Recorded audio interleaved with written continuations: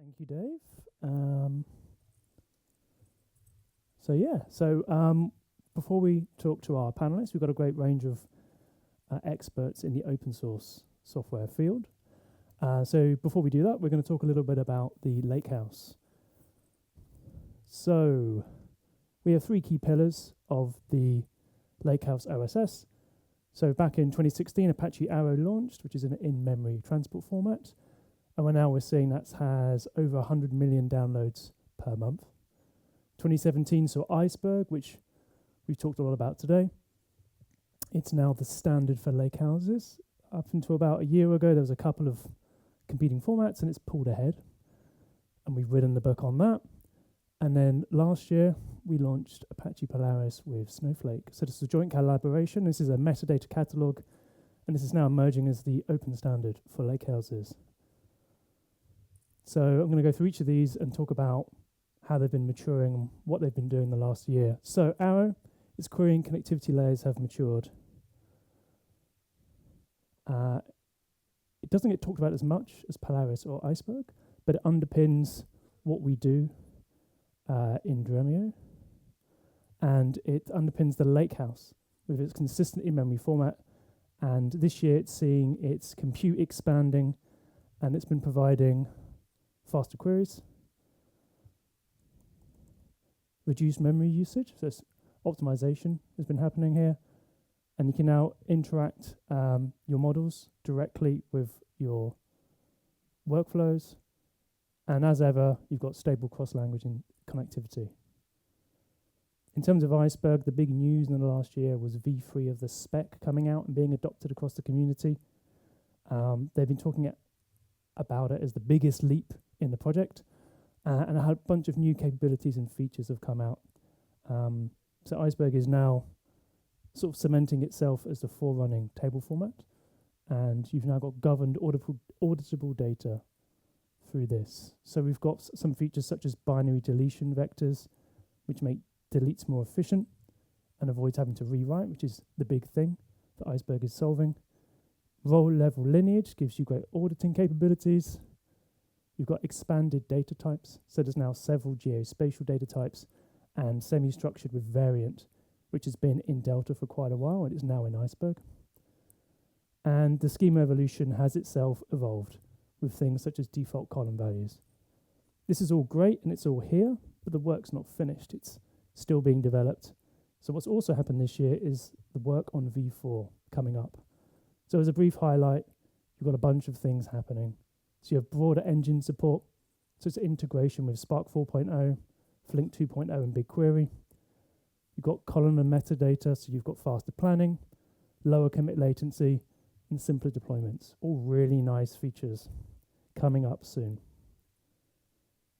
And then for that third pillar, Polaris, it's now delivering governance and a multi-format flexibility.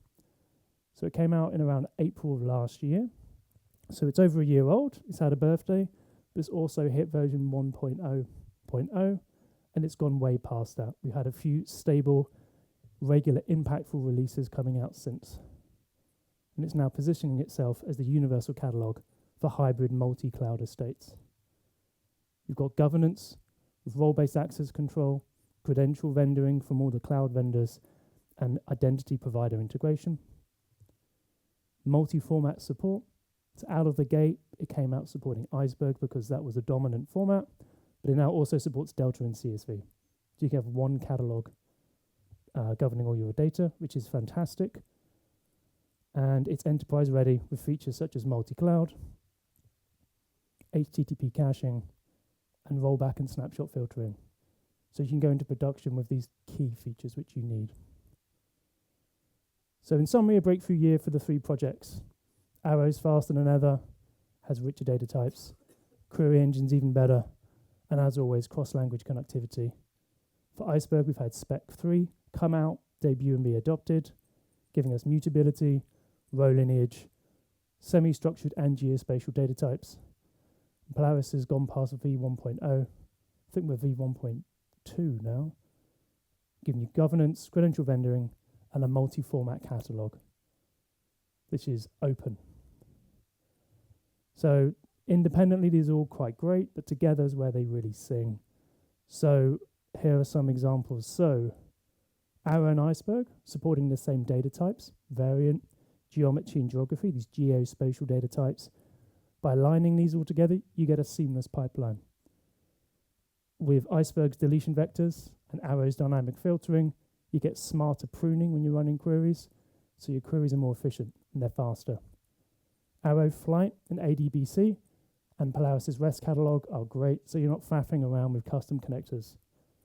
And finally, with Polaris, you can truly have a unified governance layer by having your Iceberg, your CSV, and your Delta all in one catalog. And with Dremio, you get all three. So we've seen this earlier, but Dremio is built on Iceberg, Polaris, and Arrow. So by choosing Dremio, your organization can align with these open standards that are truly shaping the industry. You're gaining community-driven innovation, and you're not locked in with us. So on that, I'm going to introduce my three panelists. You can come up and talk to me a little bit about these projects. Okay, thank you very much, guys. Thanks for joining me. So we have from Column, the co-founder, Matt Topple. We have Karthik from Min.io and Hugh here from Ivan. I have your names. So as a warm-up, one by one, would you like to introduce yourselves to the audience and how you're connected to open source? Yeah. Hey, first, thanks for having me here. Thanks for everyone for your time. So I'm Karthik, currently software engineer at Min.io. I've spent like over a decade now working with different open source infra softwares, like starting with Caddy, like web server in Go, which is like over 50,000 stars on GitHub, and then was one of the super early engineers Min.io. Now the enterprise object store, but primarily, we have a very big open source component or proponent to the product, which is like a binary which you can run AWS S3 on your machine. So I was like the engineer number 5 or 6 early in the days. It's my second innings after a break again now. Min.io again has over 50,000 stars on GitHub. Again was part of the early team at another open source infra product, dgraph, which is like a leading graph database in open source. Again got over 20,000 stars on GitHub. So pretty much last 10 years has been mostly open source infra journey, including my own failed startup, which had open source proponent. So not worth mentioning right now. So hi. Yeah, I'm Matt. I have to make fun of you, Will, because you had the books up for Iceberg and Polaris, but you didn't have my book for Arrow up there. So I'm making fun of you there, because I wrote the book on Arrow in memory analytics, Apache Arrow. I get to say that. I'm a PMC member of the Apache Arrow project. I've been working directly on Arrow for a number of years now, and I work on ADBC directly. I am a committer on the Iceberg project, and as I said, co-founded this company Columnar, where we're focused on data connectivity utilizing Apache Arrow and ADBC. I've been committing and working on Arrow and Iceberg for at least a number of years now. So, hi, I'm Hugh. I work for a company called Ivan.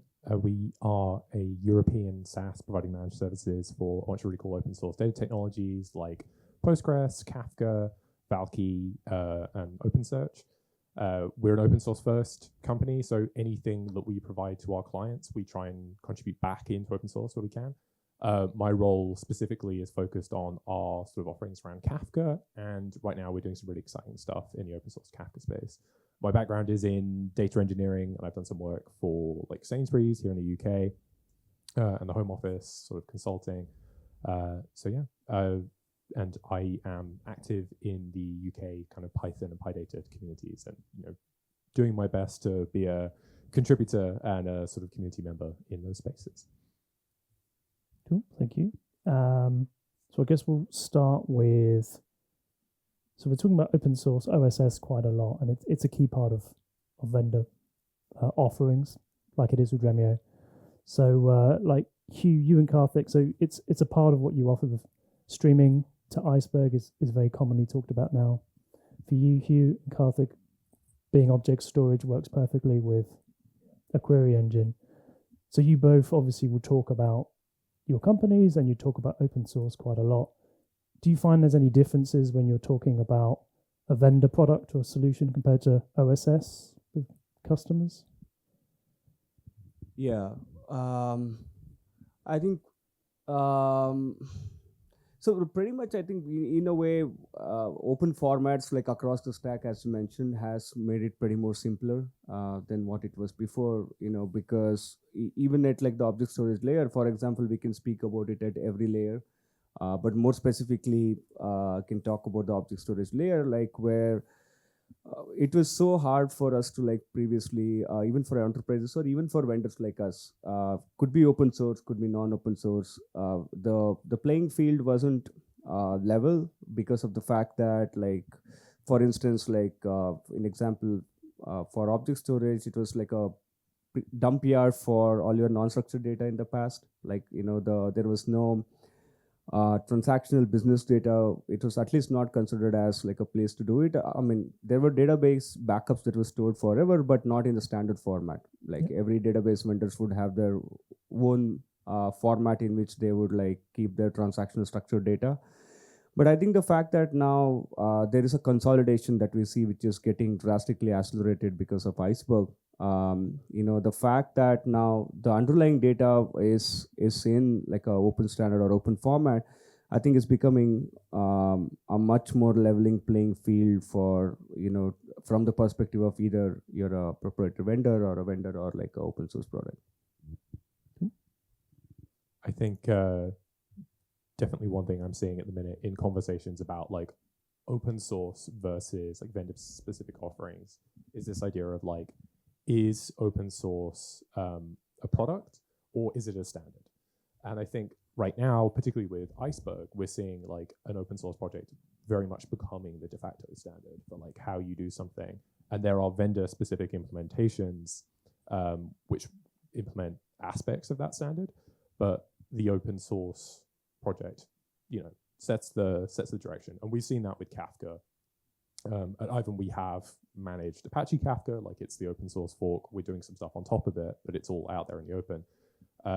There are a huge number of Kafka compatible vendors out there, and they all have their merits, on price and speed and whatever, and there are trade-offs. But I think when I'm talking to anyone about like, do you pick open source? Do you self-manage? Do you go with software as a service for open source versus like vendor-specific solutions? It's considering like compatibility, which you're always going to have the best with the open source version because it's ultimately what sets the standard, and also with like future proofing, where if you are in open source, as long as that project continues to be maintained, and I mean, Kafka's been around, 15 years, Iceberg's been around 10 years, like these projects aren't going anywhere anytime soon. You're always going to be able to have that portability to go and move, and even to move to vendors, because those vendors have to meet the standard to keep operating in the streaming or the Lakehouse space. Versus if you start off in a vendor-specific solution, then making those moves later on can be harder. So yeah, and I think that's kind of my main takeaway for that comparison is like, where are you using something that's the standard or like a product? Yeah, no, you are. I mean, we both do dev well, so you always have to define that second S in OSS to people. But that's a good point as well. It's changed a lot in Iceberg. So I've only really been talking about Iceberg for like a year or so. But a year ago, Iceberg compatible could mean a lot of things. But recently now, like, more features are there. Like, you don't have to question or read the label so closely. So yeah, no, I'm seeing the same stuff. Talking of Iceberg, Matt, you said you've been a contributor for a while. I think it's come up to a year, right, on Iceberg, but big time on Arrow. Oh yeah, very big.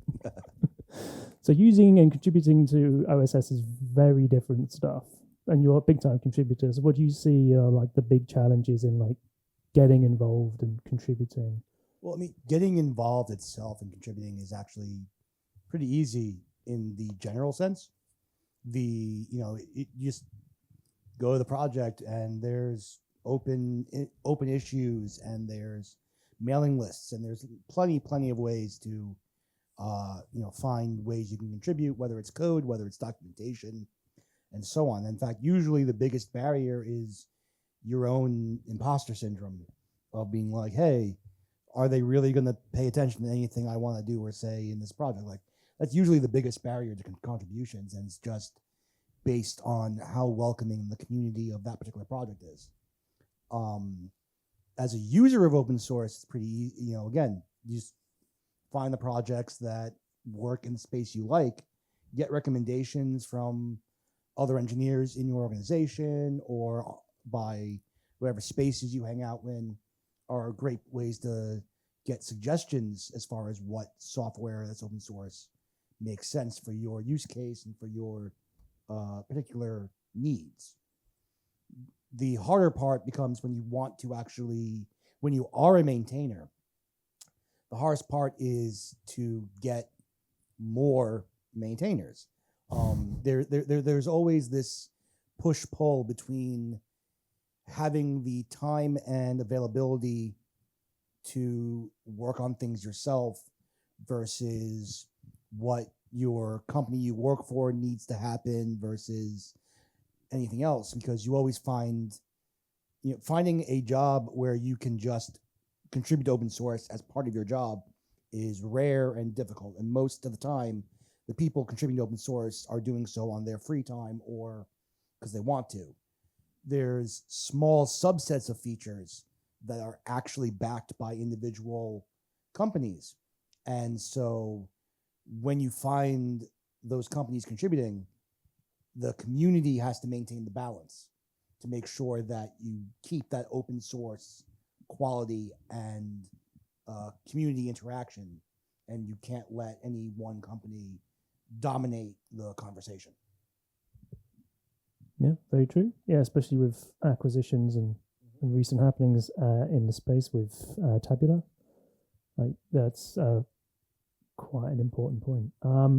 Okay, so let's maybe loop it back off open source and maybe a bit back to Lakehouse. So, Karthik, at MinIO, you're probably the closest of the three here to the Lakehouse, providing object storage. So, what are your views on the future of the Lakehouse? What's the next big thing do you think will hit the OSS Lakehouse? Yeah, I think Matt would be like a better person to talk about what's next in Iceberg, but I can like speak more from enterprise Iceberg perspective, because like I think right now we are poised so well, even deploying like object storage for like over a few exabyte scale for some enterprises. So we already kind of see some early trends and patterns emerge with how they are enterprises are embracing Iceberg.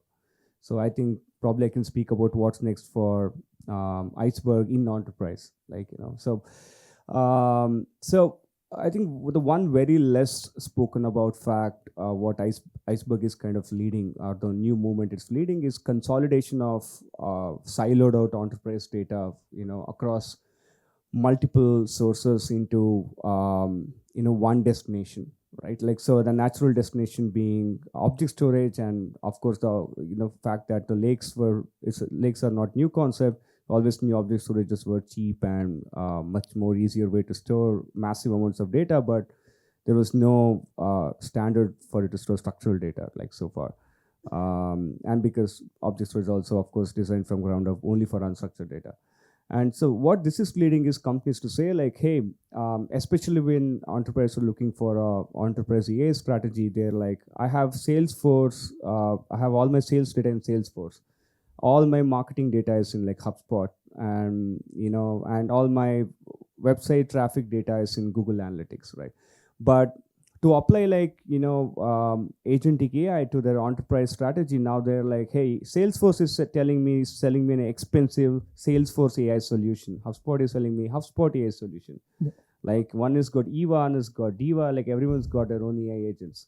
Right, like so, and Google Analytics, like it's again they're saying like we'll help you apply AI agents, like, but you need like a holistic view, of the AI needs the holistic view of all your business context in one place, and we see like Iceberg is kind of leading that consolidation to now say like, hey, let's bring all of your siloed out data across multiple systems. There's also, like, for example, companies like Fivetran are making it so simple to publish data across Salesforce or HubSpot, any of these tools, to object storage as Iceberg tables. So that makes it so much more simpler. Now companies are starting to realize that, hey, rather than these expensive solutions and paying each one of those systems for their own AI solutions, it's much more rather easier for me to consolidate all of this data at scale inside object storage. And maybe like the best way to bring agentic AI is potentially to consolidate in Iceberg tables in object storage and then figure out a way to bring AI to enterprises. So I feel like that definitely looks like there is a definite shift there in terms of how Iceberg will be adopted in the future beyond analytics. Yeah, we're seeing something similar. You're talking about the different AI tools for different systems. But that's coming up surprisingly with query federation, which we're seeing where we're consolidating the access to one place. We're talking to customers and they're trying to attach AI to all the silos, when really they can just do it through Dremio. But Matt, the gauntlet was kind of thrown down there by Karthik to talk about what you see is next in the Lakehouse. I mean, there's a couple things there. You got what would be interesting to see is to see more adoption from Lakehouse engines like Dremio, like Snowflake, from other things, of the newer Arrow extension types, where you can leverage more of that semantic information and maintain that semantic information through the whole pipe. So right now you have, say, geospatial. You were mentioning how Iceberg has the geospatial types, which are also in Parquet, which are also in Arrow with GeoArrow. But when you request the geospatial data from an engine like Dremio or Snowflake, you just get a string back, or you get simple binary, well-known binary back. You don't get the tagged geospatial arrow type that exists out of those engines. So that would be a exciting thing to see, especially with the advent of things like ADBC, where you can get that improved data transfer with Arrow the whole way through your whole pipe. If you see these systems and these engines utilizing this richer data type ecosystem all the way to the application, so that it's not just the engine that benefits and your query that benefits, but also the application level gets to benefit too by maintaining that metadata and that type information. So that's what I see like the next big thing that no one's really adopted yet, but I keep trying to push all these engines to adopt and to use, because if they're using ADBC instead of ODBC or JDBC, which Arrow Database Connectivity, if the engine outputs with that type, then the application gets it for free. And there's no extra configuration that needs to happen. It's just, if the engine can output it, the application can get it. And we just need to get the engines to adopt it and use it, and then you have more reason for applications to adopt it and use it then, and get those performance benefits and semantic benefits throughout your whole system and your whole pipeline. Yeah, this is the advanced optimization strategy of do less work. Yeah, cool. Okay. We'll send you an issue around, so if you want to suggest that to their faces, you can do so. Grab them for a minute. I've been saying it for months now. Don't send me an issue. How about you guys just do it? Okay. Well, let's keep this Iceberg chain going. Q. I mentioned it, so there's lots of talk about Iceberg coming out on top in the format wars. But what does that actually mean to people who use it? Have you seen some kind of benefit of there being a winner or like a preferred format? So I think one thing we've seen at Ivan being this sort of SaaS platform, when we have all these database products, we have Kafka, we see, and we have a lot of information about what people are doing with their data. At least for Kafka, we're seeing that 60% of all data is ending up in Iceberg now, where it wasn't previously. So for us as a vendor, there's this huge focus suddenly on like, okay, like we need to be treating Iceberg as a first party, right? Like this shouldn't be like we have like a little ETL job for this that batches it up and it shuffles it away. Like that works great, and that's actually what most people are doing. Like we have the data, But I think we're definitely not alone as Kafka vendors in being in a position where we're like, okay, we need a first port of call solution for this. So I think it's Iceberg's kind of increasing ascendancy as the standard is really pushing a lot of development in the streaming space. Like, I think in a lot of ways, Kafka is already kind of the standard there. So you've got the work we're doing, Ivan, with like zero copy ETL for Iceberg, where you produce a message to Kafka, then that message is readable from Iceberg. But there are lots of other vendors in the space trying other things. I think what we're probably going to see is a new sort of flavor of Kafka across the board as a result, whether that's the work we're doing or the work other people are doing to better support Iceberg writes.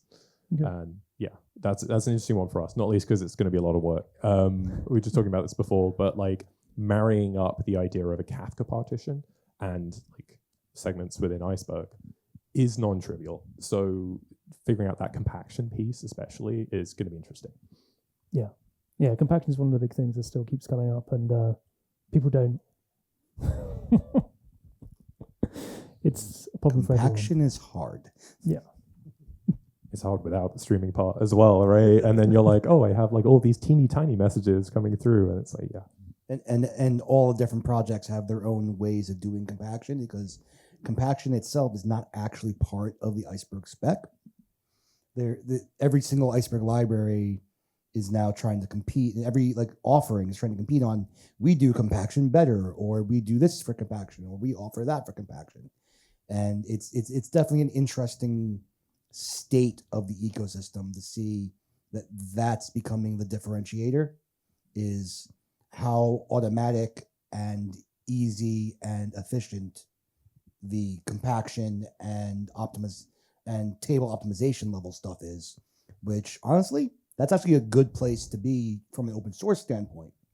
There shouldn't be a spec on or standard on what compaction is. Let that be differentiator. Let that be, there should be an open source library implementation, but if proprietary stuff wants to find better ways to do the compaction part, all the power to them. Yeah, I think either ways we suffer as an object storage, either like in both the cases, even when you land up small files, like the performance of object storage suffers. And even when some of the customers complain, they run massive compaction workloads and they complain that the performance of object storage for regular IO is slow down. So my recommendation would be like, as one of the speakers, here he was rightly suggesting, don't create the problem if possible. Cool. But that's a good topic, actually, Matt. You put me on to my next question. So we're seeing open source offerings becoming quite substantial and becoming standards, and sort of offering up either key components or whole sort of parts of the stack, like in the Lakehouse. So it's kind of eating into the vendor space a bit because there's such a great alternative that's open source. Why wouldn't you use that? So where do you see this sort of trend going? Where can vendors contribute? We've been talking about compaction and things like that. Yeah. Are there other gaps? Well, what we've seen, especially over the last several years, is the commoditization of various parts of the traditional database stack, and we've seen the whole modern database based on composability. And what's happening is, especially the query engine itself is becoming commoditized, because historically a database wasn't just the query engine. A database was storage, query engine, network, optimized, like the whole big giant monolithic thing. And over the last maybe 5 to 6 years, we've really seen that open up because of things like Apache Arrow, like Iceberg, where certain aspects of that traditional stack are becoming the open source standards and breaking up the ability to do the vendor lock-in. And so to go back to the actual question, where vendors can exist in the space is all of that in-between spot. The query engine itself is a good place to differentiate on. as long as you use Arrow as your interchange, you use Iceberg as your underlying storage, then trade on my query engines better than yours, it's fine. Because ultimately there's going to be open source engines, but there will always be proprietary ones that have whatever optimizations they have, and that's a great place to be a differentiator for a company. You're seeing the Cambrian explosion of engines now because of data fusion. With the data fusion with the Apache Data Fusion project, which is all built on Apache Arrow, and Data Fusion actually originally was a sub-project of Arrow that later became a top-level project itself. And we're seeing tons and tons of new company offerings that are just, they took Data Fusion and added some customized stuff on top, which is awesome. It's great. More usage of the open source. And the differentiator is now even becoming just, we did a better job optimizing the query plan. So as long as a company sticks to the open standards that keep everything composable so that you can pick your object store, maybe it's mini-IO, maybe it's S3, maybe whatever, and you pick your storage, Iceberg, you pick your interoperable data exchange, Arrow, everything in between that does the actual business logic work, that's where the companies can differentiate. That's where I see vendors providing value, is all that intermediate pieces that do the actual business logic. And that's great for everyone else because it means that it makes lock-in impossible. Yeah, it's also quite good for buyers, right? If more of the stack's comparable, if you're comparing options or products, you've got it's no longer apples to oranges, it's apples to apples. So exactly, we're stepping away from those all-in-one solutions to specific solutions for the particular problem you have. And so you can go to a vendor to get a solution for, this is my problem, how can you solve this problem? Rather than vendors always going, if you want to get this solution, you have to use our huge big stack and pay us a ton of money for the huge big stack. Well, no, now we can just do the one piece. Yeah, I think Matt brought up on a fantastic point. It's gonna get tremendously harder for vendors to kind of provide a massive value differentiation from the open source offering. It's gonna get harder and harder. Consider even the query engine business, right? Snowflake kind of built a cash cow based on the proprietary storage format and the compute both bound together like a warehouse solution. And now inevitably they had to swiftly, for a company of that size to be able to swiftly turn around and provide support for Iceberg, just tells you what kind of an existential crisis it is, even for a company like Snowflake, to be able to do that quite fast, right? Which also now opens up, leveling playing field without the vendor lock-in. Now, also like Matt mentioned, with open standards coming at different layers of the stack. For instance, now we have at the storage layer we have Iceberg, there is Arrow, and there could be more standards that could potentially come, where you can build and assemble an entire query engine like a Lego piece, right? I'll bring my own planner, I'll bring my system to exchange data, I'll bring my system for the data format at rest.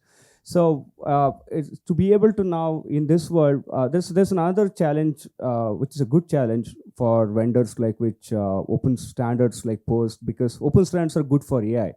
Which means the more open standards that present at more layers, and it's a very clearly written out, described spec with reference implementation, it's much easier for AIs to look at it and generate runtime code or, at the time code to be able to try out different variants of solutions on top of that open standards, which otherwise is so hard, otherwise to use AI to try different variants of a solution out. And it's so much more simpler, with everything specced out so well, and so much of content around it and reference implementations. So I think to be able to the standards of what is tremendous enough value differentiator for a vendor on top of open source solution, the bar is just getting higher and higher. Yeah, I really like your point about MCP and AI, because it's one of the most impressive things about it is how quickly interoperability was just kind of solved with MCP. You can come to the table with any model you like very early in the lifetime of this. That's the power of open standards. That's the point. And to kind of prove Karthik's point, if anyone wants open source suggestions for any of the examples he just gave, come find me. I can give you an open source example for every single one of those to kind of prove the point. Like, but what's going to happen is the fact that open source communities, being typically not directly paid, are going to set the standards, and then you're going to have proprietary companies and vendors who have the money to send, 1,000 developers on it, will then come up with solutions at individual bits and pieces. And it'll still be the open source projects that set those interoperable standards. And then the companies will come in with the money, and they'll either, be Databricks and spend billions to purchase the developers to acquire the developers of a project, or they'll just build their own thing with their money they have, and then you'll have them competing. And the pure manpower is where vendors have an advantage, but it only works because they'll build on the open standards. Yeah. Okay. We'll have one or two more questions, and then we'll take it to the room in case anybody wants to ask these guys and get their expertise. So a few sort of shorter ones for a lot of you. Are there, and Matt, you probably go last because I know what you're going to say, but are there any proprietary formats or formats in general that you'd like to see dethroned? You're going to get us in trouble with this question. Can't say Iceberg, sorry. Well, I'm not going to say Iceberg. Iceberg's not proprietary, come on. I think certainly in the Kafka space, naming no names, schema registries have been an issue. Ivan, I'll admit, we contribute to our own open source schema registries. They're by no means the most broadly adopted, but we're trying our best to do that in open source. There are schema registries out there that are very ubiquitous that are not open source. And I would very much like us as a community, not necessarily for those registries to go away because they're great and they have a lot of awesome features and people like using them, but I would love to see a common standard for this, for the exact same reason that we want one with Iceberg or with table formats or catalogs, whatever, such that we can have interoperability and eliminate some of that vendor lock-in. So yeah, I would say proprietary schema registries. Okay. Yeah, so this one's an exception because everybody knows about it, but everyone takes it for granted. It's the S3 standard. So now you see so many of the entire open source ecosystem is around this proprietary standard, right? And of course, I think AWS by now might have gained everyone's trust that they're gonna, and also they now have a vendor lock-in because of all the tooling around. They're gonna kind of break an entire ecosystem of tools if they do any unintended changes. But still it's a proprietary format. Now, given that the kind of dependency, the massive amount of dependency the entire open source data ecosystem has around it, it will be cool to kind of AWS to come out and kind of make it as like an Apache project or something with a much more neutral governing body. There are two schools of thoughts. Some say now that it's much more, at this point in time, it's much more safer in hands of AWS because they have too much to lose. But yes, there's also other school of thoughts where we would love to see this to be like a open standard. Given that we don't have to at someday expect a drastic change that where the entire ecosystem tools needs to be now rewired. And so the standard I'd like to see dethroned would be ODBC, which, while technically is not proprietary, in all practical terms, it's owned by Microsoft. And I'd love to see ADBC subsume it because ODBC is, 40-something years old and designed for a time when CPUs were much slower and networks were much slower, and it's all based around row-oriented systems that, don't get me wrong, if your use case is very transactional and very row-oriented, which there's still tons of them that are, if you're doing, sales transactions, then yes, OLTP is your way and it makes sense. But increasingly analytics workflows and bulk aggregations are what's important. And the only way we had to talk to our databases and their data sources is ODBC and JDBC, designed 40-something years ago. Or you can use ADBC, which exists, and we have drivers, and we're building out more. And we just need more people to adopt the open standard. And so that's a big thing I'd love to see happen is the increased adoption of ADBC. Okay, cool. Thank you, guys. So before I take to the room, one last question I'm thinking is, we're talking a lot about the Lakehouse open source system, so Iceberg, Arrow, Apache, but at last count, there's almost, 400 active Apache projects.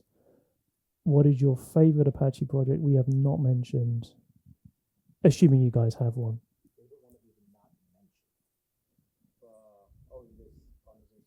Oh, no, just not Iceberg, not Polaris, not. Okay.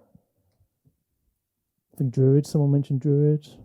I mean, I'd like Druid more if they gave me a column-oriented output option. I worked on Druid professionally for most of last year, and I would agree with that wholeheartedly. Yeah, I'm a big fan of Superset. Okay. Yeah, it's a wonderful project. Superset's great. They support Flight SQL. Yeah.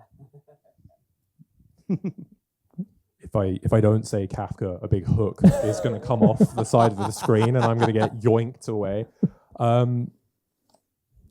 It's like pick your favorite of your children or your pets or something, right? I mean, there's a lot of great projects out there. I guess I can't say Arrow because we keep talking about it, so I pick something else. That's a tough one. Okay, well, give you a little time to think about it, and Ask me after the audience Q&A. Okay. So does anybody here like to ask a question for my experts on Lakehouse or Arrow or Iceberg? Or any comments? Or just heckle us.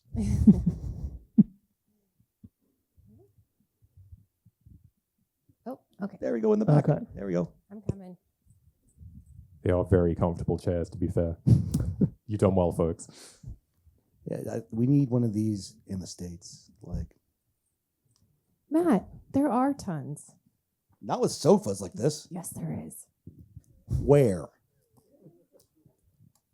I'm going to ask an obvious question, I think. We all are very grateful, Dremio, for the hospitality. That's been a great event, still is. But are there any other vehicles apart from good companies setting a good example like Dremio for having these conversations? What other vehicles in the community exist or can be developed for having important conversations about the future of technology? I mean, I'll jump in with one if that's okay. So I don't know if there are any Python developers in the room. In the last month, I think the Python documentary came out talking about the history of the language. It's really great. If you've not seen it, I recommend checking it out. But that talks a lot about the organizational structure that has kind of enabled Python to continue to exist and develop, which is the foundation behind it. And also the steering committee that are essentially the core group of maintainers that decide what direction the language goes in. That structure has spawned myriad communities, which are really driving conversation forwards. You've got PyData, you've got organizations like NumFocus supporting open scientific computing. So I would say vendors have an enormous role to play, and certainly the model for Python wouldn't work without vendors like Anaconda putting money into the ecosystem. But formalized organizations like foundations, charitably incorporated organizations and things like that have the goal of driving a technology forward, of bringing more people to it, have been absolutely critical to the current era of open source. I think obviously you can list a few off the top of the head, Apache and the CNCF and organizations like that. I'd say they've been, critical. Yeah, I mean, ultimately, when it comes down to it, company side and the companies, on average, are primarily about what's best for that company, and frequently that is not going to be what's necessarily best for the community until that becomes a large enough standard in the community, and then the calculus changes.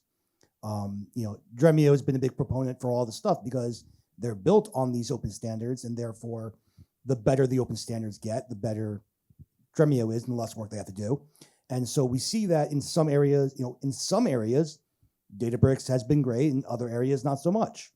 In some areas, Snowflake has been great in like adopting Iceberg, and in other areas, not so much. And so you're going to always see places where, especially with these large companies, where there is space to have these conversations that are great, and then hopefully the whole company follows suit.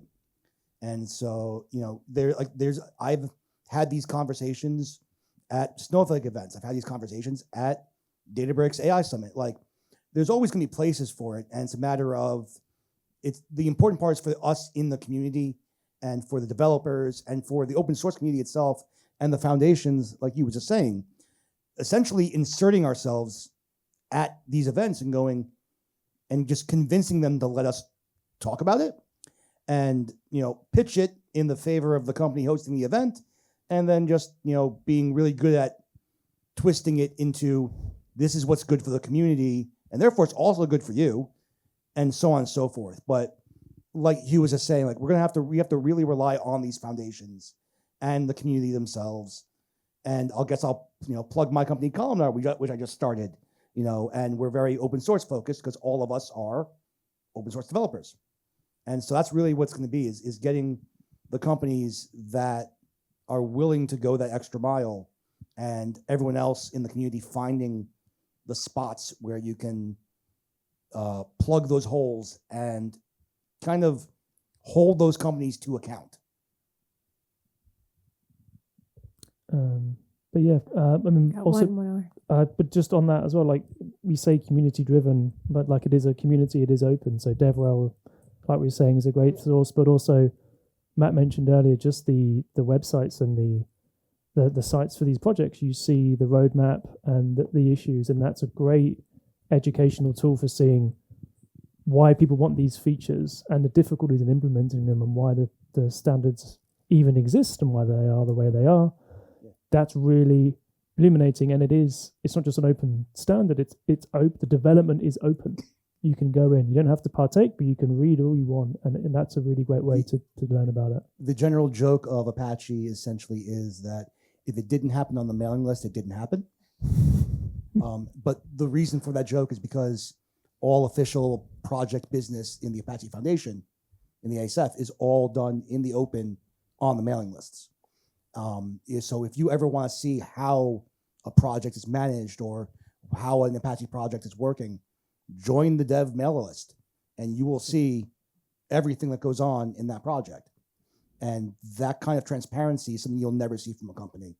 And the hardest part about these projects is maintaining sustaining the projects. And to do that, we need to constantly have an influx of new developers and new engineers and new DevRel and new people coming in. And so here's my call to action for all you guys. Hey, if you like these projects or you rely on these projects, come help us. Hey guys, great conversation. Thank you so much. Question for you, Matt, probably. Given the Iceberg capability to update the data, and it becoming increasingly capability for the transactional data store as well. What's your view on the Arrow JDBC drivers supporting that capability, because it's read-only? I mean, my general view on those is that I hope that they will get subsumed by the ADBC drivers. As far as the driver itself being read-only or not, if you want them to be right supporting, then go talk to the community. As within the open source project, if you have a feature request, file an issue, and let's try to make it happen. Usually a lot of those features, a lot of those driver side things, features of that kind tend to not exist either because no one asked for it, or because there hasn't been enough free engineering that someone was able to have the time to do it, because you have an open source project that no one's being actively paid to work on. And for some features in certain libraries, it's just a manpower problem. So specifically for the Arrow JDBC side of things, I would say there's not a ton of active development on that currently, because it was done to kind of bypass some of the problems with JDBC being so limited. And ADBC has kind of emerged to solve those problems in a lot of ways. And so there was a lot less development on the Arrow JDBC side, because ADBC is just a better solution to that problem. But that doesn't mean that the people don't exist for it. It's just that the Java side of Arrow has kind of become less actively maintained as opposed to the 20 other languages that Arrow has implementations for. And when you said JDBC redundant, that would have sounded like sweet music to Matt's ears. Yep. Okay, I think with that, Dave.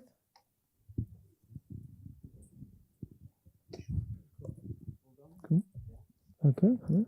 Thank you to our panelists. Thank you. Thank you.